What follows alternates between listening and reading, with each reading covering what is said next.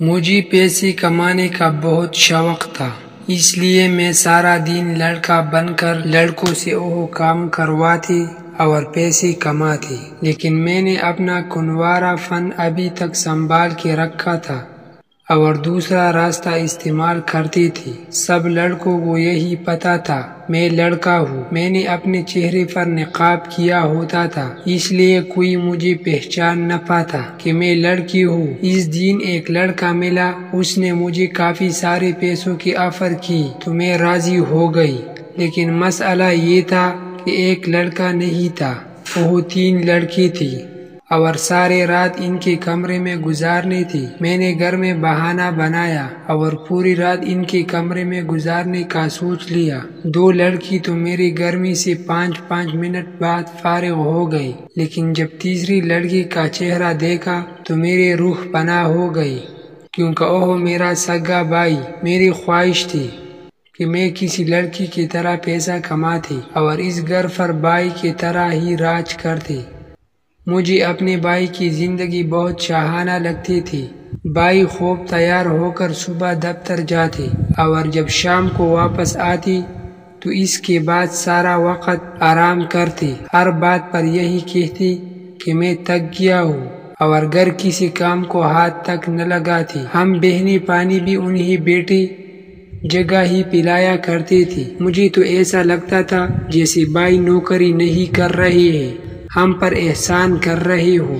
اس لیے میں نے بھی سوچ لیا تھا کہ میں کوئی اچھی نوکری کروں گی اور بھائی کی جیسی ہی زندگی گزاروں گی، لیکن مجھے یہ نہیں معلوم تھا کہ اس خواہش کی مجھے اتنی بڑی قیمت چکانی پڑے گی۔ شام کو جب بھائی دفتر سے آئی تو بھابھی نے میری شکایت کی اور کہنے لگی کہ آپ کی بہن کو کوئی کام تو ہے نہیں، سارا دن نوکری ڈھونڈنے کے بہانے گھر سے باہر رہتے ہیں اور میں اکیلے گھر کے سارے کام کرتی ہوں۔ یہ سن کر بھائی غصہ ہوئی اور کہنے لگی، سکینہ، میں نے تمہیں 1000 بار کہا ہے یہ نوکری کا شوق چھوڑ دو۔ تمہیں کس چیز کی کمی ہے؟ تمہیں کیا لگتا ہے باہر نکل کر پیسہ کمانا بہت آسان ہے؟ یہ دنیا کا سب سے مشکل ترین کام ہے، اس کے لیے بہت دھکے کھانے پڑتے ہیں۔ بھائی کی بات سن کر مجھے غصہ آیا اور میں نے کہا، بس آپ کو ہی ایسا لگتا ہے ورنہ ایسا کچھ نہیں ہے۔ میں ایک دن آپ سے بھی زیادہ اچھی نوکری کروں گی اور خوب پیسہ کماؤں گی۔ بھابھی غصے سے کہنے لگی، وہ دن جب آئے گا تب ہم بھی دیکھیں گے، لیکن فی الحال ایسے کوئی اعتبار نہیں ہے، اس لیے کل سے گھر سے باہر نکلنے کی کوئی ضرورت نہیں ہے۔ بھائی نے بھی ان کے ہاں میں ہاں ملائی تو مجھے غصہ چڑھ گیا۔ میں نے ان سے کہا، ٹھیک ہے، پھر میں آپ کے گھر میں نہیں رہ سکتی، میری اپنی زندگی ہے، اپنی اصول ہے۔ بہت جلدی میں آپ کو بھائی سے بھی زیادہ پیسہ کما کر دکھاؤں گی۔ میں نے بنا سوچے سمجھے غصے میں اپنا سامان باندھا تو میری چھوٹی بہن مجھے سمجھانے لگی، سکینہ، جذبات میں اگر فیصلہ نہ کرو۔ بھائی ٹھیک ہی کہتے ہیں، ہم لڑکیوں کے لیے باہر کی دنیا بہت مشکل ہے، اس طرح ساری نعمتوں کو ٹھوکر مار کر جاؤں گی تو پچھتاؤں گی۔ میں نے غصے سے اپنے بہن کو دیکھا، وہ بھی بھابھی کی طرح مجھے ہی غلط ثابت کرنا چاہتی تھی۔ اس کی کسی بات کو خاطر میں نہ لاتی ہوئی میں نے سامان اٹھایا اور گھر چھوڑ دیا۔ گھر سے نکل گئی تو آگے کی منزل سمجھ نہ آئی۔ میں سیدھی اپنی ایک دوست کے گھر چلی گئی۔ اس نے مجھے اس حال میں دیکھا تو پریشان ہوئی اور کہنے لگی، تم سے زیادہ بے وقوف کوئی نہیں ہو سکتا، اچھا بھلا گھر چھوڑ کر در بدر کے ٹوکرے کھانے کے لیے نکل آئے ہو۔ مجھے اس کی بات بہت بری لگی، لیکن مجھے رہنے کے لیے کوئی ٹھکانہ چاہیے تھا۔ اس نے مجھے اپنے ایک جاننے والوں کا گھر کرائی، پر دل و دیار رہنے کا مسئلہ تو میں نے حل کر لیا تھا۔ اب مجھے نوکری چاہیے تھی۔ اگلی دن میں صبح سے ہی نوکری کی تلاش میں نکل پڑے، لیکن شام تک مجھے کوئی نوکری نہیں مل سکی۔ میرے پاس کوئی خاص تجربہ نہیں تھا، ڈگری تھی، لیکن اس ڈگری کی بھی زیادہ اہمیت نہیں تھی۔ میں نے دیکھا تھا کہ یہاں اچھی نوکریوں کے لیے لڑکیوں سے زیادہ لڑکوں کو اہمیت دی جاتی تھی۔ میں نے ہمت نہ ہاری اور دن ایسی ہی گزرتی چلی گئی۔ میں نوکری ڈھونڈتی رہی اور پھر 20 دن ہوئی تو میرے پاس پیسے ختم ہونے لگی۔ مجھے یہ فکر ستانے لگی کہ اب اگر مجھے نوکری نہ ملی تو میں گھر کا کرایہ کیسے دوں گی۔ میں خالی ہاتھ واپس اپنے گھر نہیں لوٹنا چاہتی تھی۔ جس نے اور عقل سے میں گھر سے نکلی تھی اسے برقرار رکھنا تھا، اور پھر میں نے فیصلہ کیا کہ میں لڑکی نہیں بلکہ لڑکا بن کر کام کروں گی۔ لڑکی بن کر میں جہاں کہیں بھی نوکری کے لیے گئی تھی مجھے عجیب سی نظروں سے دیکھا گیا تھا، تو میرے ساتھ بہت برا سلوک بھی کیا تھا، اور کئی لوگوں نے مجھے ایسے کام بھی اپر کی تھی جنہیں بتاتی ہوئی بھی میں شرم سے پانی ہو جاؤں۔ مجھے پتہ چل گیا تھا کہ اس معاشرے میں لڑکی کا نوکری کرنا کس قدر مشکل ہے، اور شاید یہی بات مجھے میرے بھائی بھی سمجھانا چاہتی تھی۔ اگلے دن جب میں گھر سے باہر نکلی تو میں نے جان بوجھ کر لڑکوں والا حلیہ بنا لیا۔ میرا قد کاٹ لمبا تھا، چہرے کی نقوش بھی تھوڑے سخت تھی، اس لیے لڑکا بننے میں مجھے زیادہ دشواری پیش نہیں آئی۔ اور پھر میں نے ماسک بھی لگایا تھا تاکہ کسی بھی طرح پہچانے نہ جا سکوں، لیکن بات تو وہی تجربے پر اگر ختم ہو گئی تھی، اور لڑکا بننے کے باوجود بھی کوئی خاص نوکری میں حاصل نہیں کر پائی تھی۔ سمجھ نہیں اور رہا تھا کہ کیا کروں۔ پریشانی کے عالم میں بس اسٹینڈ پر بیٹھی تھی کہ ایک بڑی سی کالی گاڑی میرے پاس آ کر گاڑی کا شیشہ نیچے اترا تو اندر ایک خوبصورت جوان لڑکا بیٹھا تھا۔ اس نے مجھے اشارے سے اپنے پاس بلایا۔ میں گھبرا گئی کیونکہ ارد گرد زیادہ لوگ نہیں تھے۔ دوپہر کا وقت تھا، سناٹا ہو رہا تھا۔ مجھے سمجھ نہیں آیا یہ کون ہے اور کیوں مجھے بلا رہا ہے۔ میں اسے نظر انداز کرنا چاہتی تھی، لیکن اس نے دوبارہ اشارے سے مجھے بلایا تو مجبور میں اٹھ کر چلی گئی اور پوچھا کہ کیا بات ہے، تو اس نے ایک پتہ بتایا اور پوچھنے لگا کہ یہ گھر کہاں ہے۔ مجھے تو خود اس علاقے کے بارے میں زیادہ معلوم نہیں تھا۔ میں نے لا علمی کا اظہار کر دیا۔ وہ پریشانی سے کہنے لگا، پچھلے 2 گھنٹے سے یہ پتہ اور ڈھونڈ رہا ہوں، یہاں کی کوئی بھی صحیح پتہ نہیں بتانا۔ میں نے اسے کہا کہ میں یہاں نیا ہوں، مجھے خود بھی نہیں معلوم۔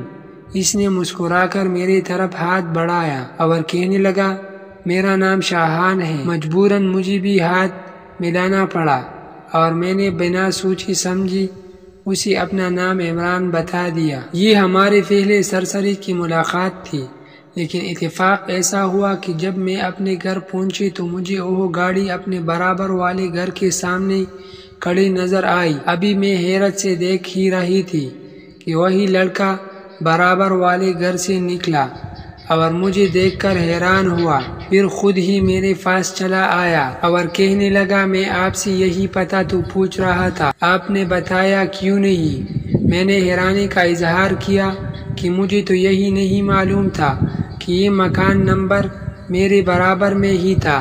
وہ کہنے لگا، یہاں میرے ابا کی پرانی رشتہ دار رہتی ہے، بس ان سے ہی ملنے کے لیے آیا تھا۔ اس نے جاتے جاتے اپنا فون نمبر دیا اور کہنے لگا، کبھی کوئی ضرورت ہو تو فون کر لینا۔ مجھے وہ لڑکا کافی اچھا لگا تھا، اور پھر اس کی دولت دیکھ کر میں سوچ رہی تھی کہ ضرور کوئی نہ کوئی ایسا کام کرتا ہوگا جس کی وجہ سے اس کے پاس اتنا پیسہ ہے۔ اگر میں اس سے نوکری مانگوں تو شاید مجھے کوئی نوکری مل جائے۔ یہی سوچ کر میں نے شاہان کو آواز دی اور اس سے کہا کہ اگر آپ مجھے نوکری دلوا سکتے ہیں تو بڑے مہربانی ہوگی۔ میں نوکری کی تلاش میں مارا پھر رہا ہوں۔ میری بات سن کر وہ ہنسا اور کہنے لگا، ٹھیک ہے، میں جلدی آپ کی نوکری کے لیے کوئی نہ کوئی بندوبست کرتا ہوں۔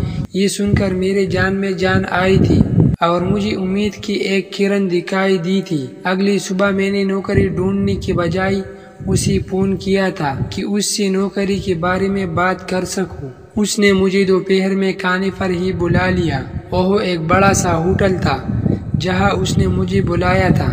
کافی دنوں سے میں اچھا کھانا کھانے کو بھی ترس گئی تھی، اسی لیے خوب ڈٹ کر کھانا کھایا، اور کھانے کے بیچ میں ہم دونوں کے درمیان کافی بات چیت بھی ہوئی۔ وہ بہت ہی سلجھا ہوا اور پڑھا لکھا لڑکا لگ رہا تھا۔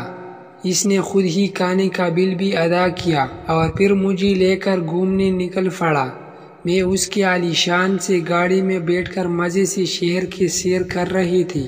اسے 1% بھی یہ اندازہ نہیں ہو سکا تھا کہ میں لڑکا نہیں بلکہ لڑکی ہوں۔ میرے ساتھ یوں ہی بے وجہ گھومتا رہا اور پھر مجھے میرے گھر کے اگلے امیر دیا۔ میں نے حیرت سے اس سے پوچھا، تم کام کیا کرتے ہو؟ وہ کہنے لگا، کاروبار کرتا ہوں، لیکن زیادہ محنت کا کام نہیں ہے، بس 2-4 گھنٹے کا کام ہوتا ہے اور اس کے بعد میں اپنے پیسے پر عیاشی کرتا ہوں۔ اب سے تم میرے دوست ہو تو تم بھی میرے ساتھ گھوم پھر سکتے ہو، دونوں دوست مل کر مزے کریں گے۔ اس کے بات سن کر جہاں میں خوش ہوئی تھی وہیں مجھے اس بات کی حیرانی بھی تھی کہ وہ ایسا کون سا کاروبار کرتا ہے جس میں بیٹے بٹائی سے اتنا پیسہ مل رہا ہے۔ ایک دن میں ہی اس نے لاکھ روپے تو میرے سامنے اڑا دی تھی۔ جس ہوٹل میں ہم نے کھانا کھایا تھا اس کا بل ہی 10,000 روپے بنا تھا۔ 2-4 دن ہم یوں ہی ملتے رہے اور پھر بالآخر میرے صبر کا پیمانہ لبریز ہوا اور میں نے اس سے کہا، دیکھو شاہان، تم مجھے دوست کہتے ہو تو پھر مجھے بھی اپنے جیسا کوئی کام دلوا دو، میں بھی تمہاری طرح راتوں رات امیر ہونا چاہتا ہوں۔ میری بات سن کر وہ ہنسا اور اس نے ایک ایسی بات کہی کہ میرے ہوش اڑ گئے۔ مجھے لگا وہ مذاق کر رہا ہے، لیکن اس کے چہرے پر چھائی سنجیدگی نے میری جان نکال دی تھی۔ وہ جھک کر کچھ میرے قریب آیا تھا اور پھر اس نے مجھے بتایا تھا کہ میں لڑکیوں کے اغوا کا کام کرتا ہوں تو 4 گھنٹے لگتے ہیں کسی لڑکی کو اغوا کر کے دوسرے مقام تک پہنچانے میں، اور اس کے بدلے مجھے لاکھوں روپے مل جاتے ہیں۔ یہ سوچ کر مجھے جرجری آ گئی تھی کہ میں ایک ایسے شخص سے انجانے میں دوستی کر بیٹھے تھے جو ایک بہت بڑا جرم کر رہا تھا۔ میں نے دل ہی دل میں سوچ لیا کہ میں اس سے دوبارہ نہیں ملوں گی۔ میں ایک لڑکی تھی اور اگر یہ بات اس کو پتہ چل جاتی تو کہیں یہ مجھے بھی اغوا کروا لیتا۔ یہی سوچ کر میرے رونگٹے کھڑے ہو گئی تھی۔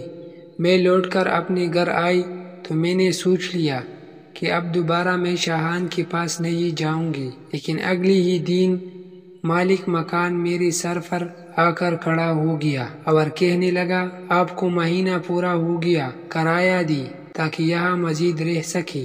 یہ سن کر میں پریشان ہو گئی کیونکہ میرے پاس اپنے تو کوئی پیسے نہیں تھی، میں نے تو شاہان کے پیسوں سے مزے کر رہی تھی، اور میں نے سوچا تھا کہ جب کرایہ دینے کا وقت آئے گا تب تک شاہان مجھے کوئی نہ کوئی کام دلوا دے گا، لیکن اس کا تو اپنا ہی کام ایسا تھا کہ میری جان نکل گئی تھی۔ میں نے مالک مکان سے 2-4 دن کی مہلت مانگی تو وہ بڑے مشکل سے راضی ہوا اور کہہ گیا کہ اگر 2-4 دن میں نے کرایہ نہ دیا تو پھر یہ گھر خالی کر دیجیے گا، ہم ضرورت مند لوگ ہیں اور اسی لیے اپنا گھر کرائے پر چڑھا کا ہے۔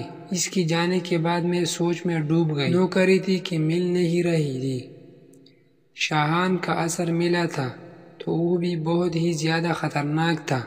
کچھ سمجھ نہیں آ رہا تھا کہ کیا کروں۔ کچھ ہی دیر گزری تھی کہ میرا فون بجنے لگا۔ دوسری طرف شاہان تھا، وہ مجھے باہر بلا رہا تھا۔ مجبور میں گھر سے باہر نکلی تو وہ اپنی سیاہ گاڑی میں بیٹھا ہوا تھا۔ مجھے دیکھتی ہی اس نے دروازہ کھول دیا۔ میں بھی اندر جا کر بیٹھ گئی۔ وہ کہنے لگا، عمران، کل تو نے کہا تھا کہ تو بھی میری طرح امیر ہونا چاہتا ہے، یوں سمجھ لے کہ قسمت نے تیری بات سن لی ہے۔ ہماری ٹیم میں ایک لڑکی کی کمی ہو گئی، اگر تو شامل ہو جائے تو تیری بھی قسمت چمک جائے گی اور ہمارا بھی مسئلہ حل ہو جائے گا۔ میں تجھ پر اعتبار کرتا ہوں، اس لیے ہماری ٹیم میں تجھ پر بھروسہ کرے گی۔ اس کے بعد سن کر میرا سارا وجود پسینے سے شرابور ہو گیا۔ میری حالت دیکھ کر وہ ہنسا اور کہنے لگا، گھبرانے کی بات نہیں ہے، شروع میں تم سی لڑکیاں گواہ نہیں کروائی جائیں گی۔